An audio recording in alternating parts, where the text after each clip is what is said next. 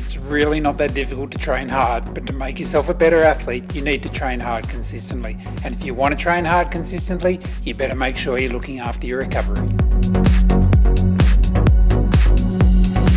G'day guys and girls, it's Anthony from Grandstand Clinic here. Today we're going to be talking about how you can ensure that you're ready for your next training session.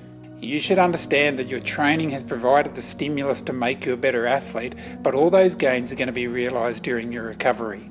If you are recovering properly from your training session, then that's going to allow you to go out and train to provide that stimulus again. The key to improving as an athlete is being able to provide a consistent training stimulus so that your body can adapt and improve as you progress through your training calendar.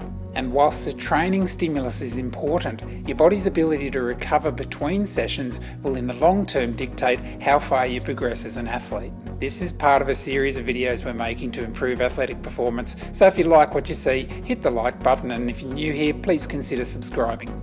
Today's video is really a self-help guide to show you methods to help your body recover. So let's dive in and look at some of the simple recovery strategies you can integrate into your training program. Now make sure you stay through to the end because we've got a real surprise for you guys. Now let's start with something simple. I want you to think about when you're exercising, your muscles work under a cycle of contracting and relaxing to produce movement. Now the body's not a perfect machine, and sometimes after a lot of repeated efforts, the relaxation doesn't happen fully, and you're left with some parts of the muscle which are still contracted. Our aim for full recovery is to make sure these are completely relaxed back to their normal tone. Now it shouldn't come as a surprise to anyone that one of the simplest ways that we can help our body recover is by stretching the muscles that have been involved in the exercise. Stretching is as simple as applying a tension over the muscles to help encourage the muscles to relax completely. Now let's not overcomplicate stretching, it's such a simple thing to do.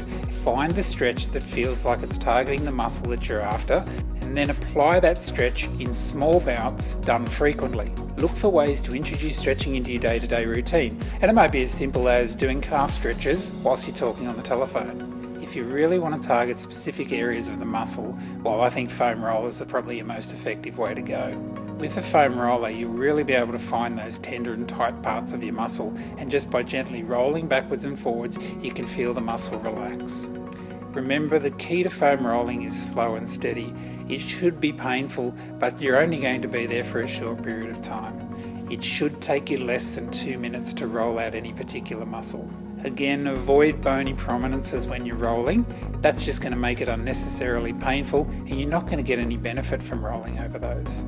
Now if you're really struggling with the foam roller, you could try something like the stick. Now the stick is a really effective way to self-massage those muscles, and again you can find those tight spots and work backwards and forwards over them. I like the stick particularly for travelling because it's much easier to pack than a big bulky foam roller.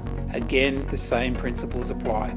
Find the tight spots, apply the pressure, and roll backwards and forwards until you feel the muscle relax underneath the stick.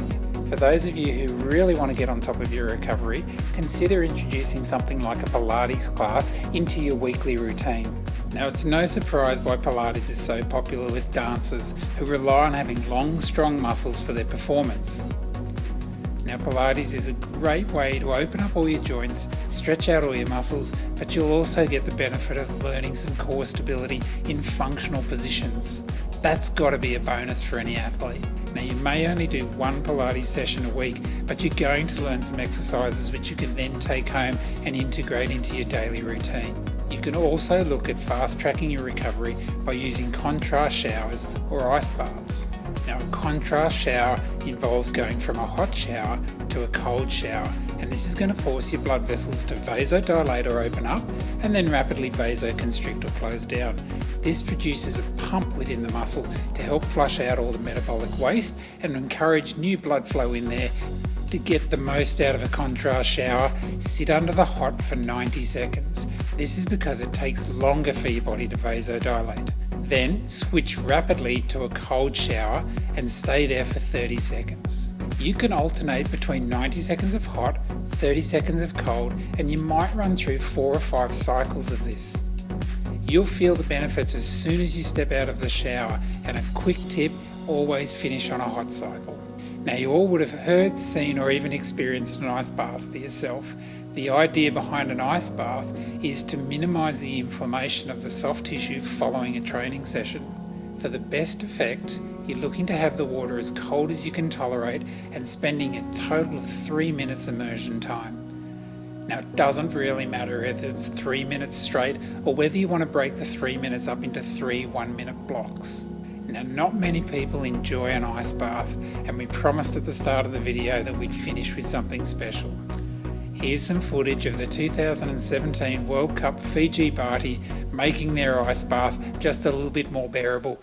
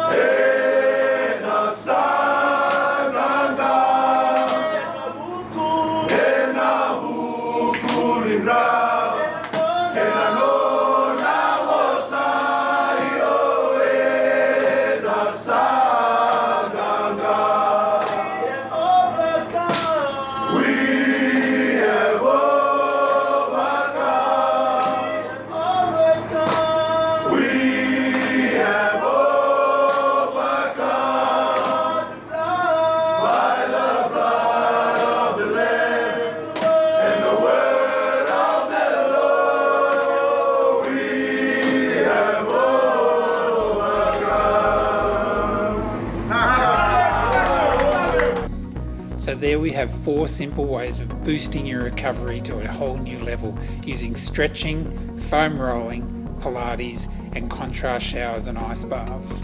As we said at the start of the video, your ability to recover is every bit as important as your ability to train at a high level if you're looking at long-term athlete development. I hope there's been something in this video for you. If there has, hit the like button, consider subscribing, and we'll catch up with you in the next video.